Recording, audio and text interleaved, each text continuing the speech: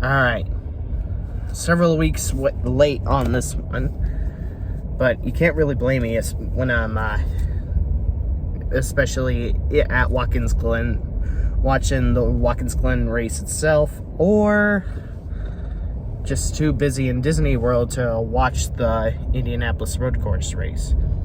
So, what did I think of both races?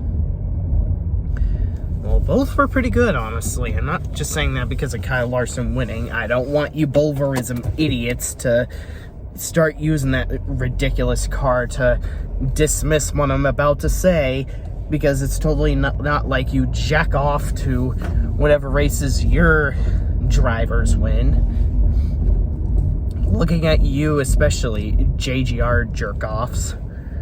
So, the beginning of the Watkins Glen race was, for a while, a battle between the top Penske dogs, Joey Logano and Brad Keselowski. It was a great race, going good for Brad Keselowski until, of course, he spun out on two occasions where he spun out by himself, almost got, I think he almost got Chase Elliott collected in that sort of deal, and he spun out again and collected his own teammate, Joey Logano. And then, before that Penske teammate tangle incident, there was a three-way battle for the lead between, I think it was Brad Keselowski, Christopher Bell, and Kyle Larson. And, of course, this is gonna be absolute nonsensical circulating propaganda spread by the JGR goons saying that Kyle Larson did that on purpose. He's a dirty racer because, you know, it's totally like not like the JGR drivers are fucking dirty at all. Especially when they're the ones instigating the stupid drama all the fucking time.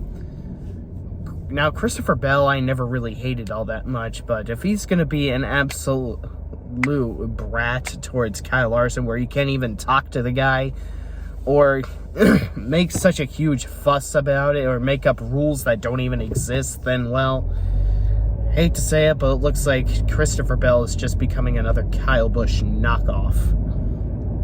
Or is that Ty Gibbs? But we're not talking about that absolute blithering idiot right now. We're talking about the Watkins Glen race. Hey, Kyle Busch stayed in his lane, touching the damn hazardous rumble strips, and then you turned down on him. Plain and simple. Stop making excuses to go on a complete bratty tirade on Hendrick Motorsports. It's absolute cringeworthy how you guys just cannot take responsibility for your drivers. And I don't want you idiots congregating my videos saying stupid shit like, oh, you never take responsibility. Fuck off. Get that shit out of here. Did I not make a rant video towards Chase Elliott for dumping Ryan Blaney earlier this year? Did I not? Are you sure you guys watch my videos? Did you also not see me express my displeasure multiple times towards Kyle Larson saying the racial N-word? Stop. Please stop using the Bulverism fallacy to dismiss my takes on these things. Before you congregate my video like an idiot, get the facts right. So yeah, anyways, this may not have been a win for Chase Elliott, but I'm still proud of the guy for getting at least silver, because he pressed the brakes so hard it actually completely almost flatlined his tires, which made him, sent him into the pits for an unscheduled pit stop, which sent him all the way back to 36th place.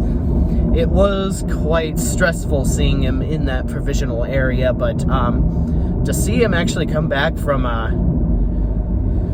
that area to second place is still pretty impressive for the guy. But then again, he is on a road course, so I'm not surprised. This is, after all, the same driver that won the 2019 Charlotte Roval after crashing into the tire barrier and got a loose wheel that same race 1 year later.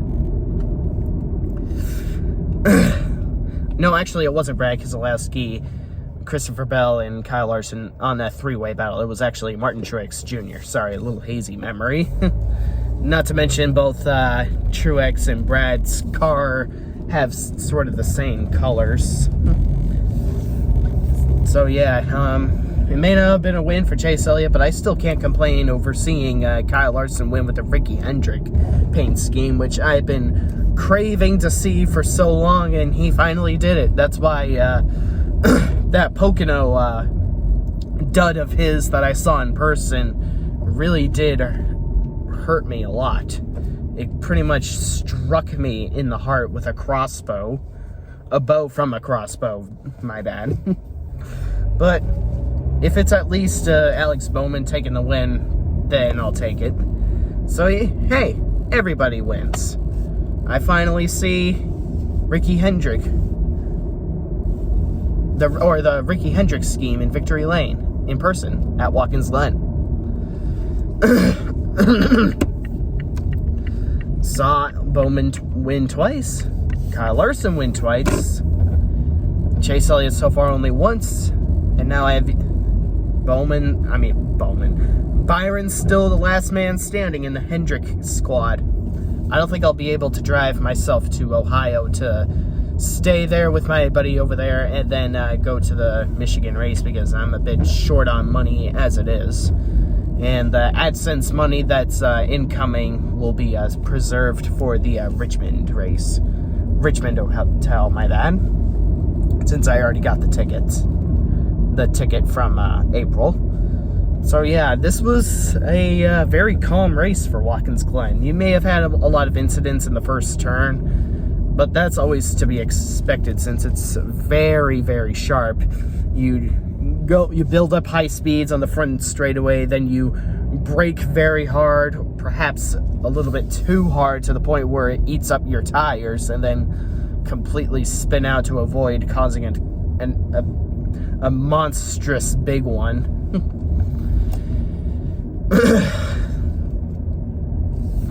This was pretty much a green flag long race, so not a lot of drama, not a lot of manipulation by NASCAR officiating. It was a great race, so I'd have to say 8.6 out of 10 for that Watkins Glen race. Well, I'm pretty sure the only people that will say that it sucked is just because Kyle Larson had the better car, who also make that same excuse for that shitty 2018 Coca-Cola 600 race for Kyle Busch. Because, hypocritical much? But hey, what are you going to do about the JGR goons? There's nothing new with them. They only like races if their fuck buddies win and cry whenever bane of their lives, fuck knows why they're the bane of their lives, win races.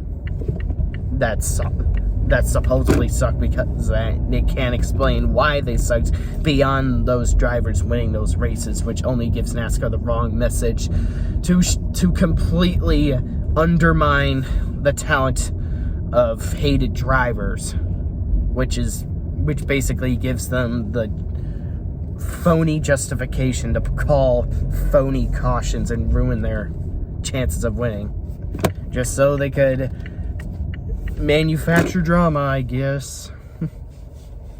But hey, enough about the Watkins Glen race. On to Indianapolis Road Course. I didn't actually watch the race, but I heard it was a pretty calm race. Kyle Larson and Chase Elliott were switching in between lead changes. It was pretty much the Chase and Larson show for a bit, and then once it got to stage 3 where NASCAR threw a caution, it became an absolute abominable shit show. Kind of like 2017 Indianapolis with left and right turns. Or 2004.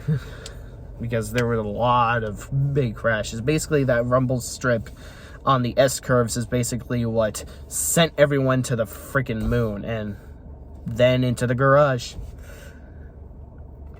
But hey, despite all that chaos, I was surprised to hear that AJ Allmendinger, of all people, were the winner. You'd think he was just racing there for his sponsorship, his race team, just picking up whatever, just racing for what he can for his job. But no.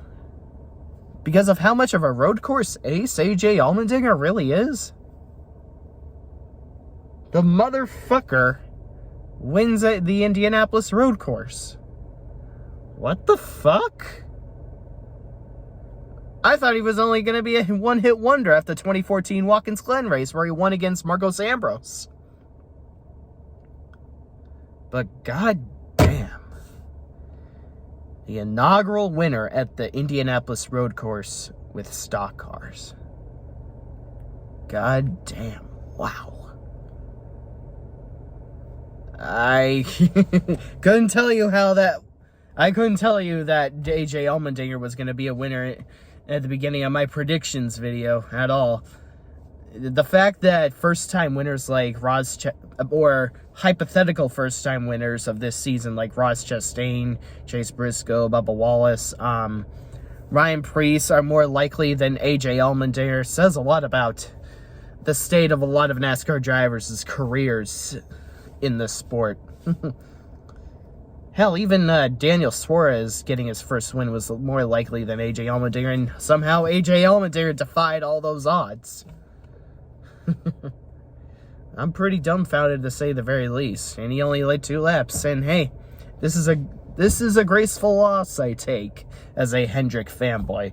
See, JGR fan brats, this guy right here gracefully accepts the loss against someone cool like AJ Allmendinger. Take notes whenever your driver loses fair and square. Anyways, that's all I got to say for those 2 road course races. Hope y'all have been having a great summer. I sure am. Take care. Have a nice night. Space Metal Ferrari 248, spacing out.